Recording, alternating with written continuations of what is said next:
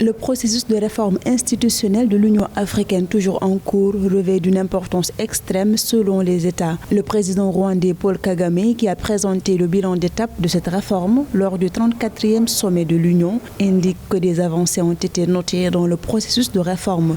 Il s'agit notamment du financement durable de l'Union et du Fonds de la paix. Toutefois, la réforme des organes judiciaires, du Parlement et des structures de la Commission doivent être accélérées. Je demande à la nouvelle Commission d'accorder une attention prioritaire à ces points afin qu'ils soient achevés cette année sans faute. En effet, je pense que la mise en œuvre du mandat de réforme institutionnelle pourra être achevée d'ici le prochain sommet. Le mécanisme de financement de l'Union africaine adopté en 2016 demande à tous les États membres d'appliquer le prélèvement de 0,2% sur les importations admissibles pour financer l'Union.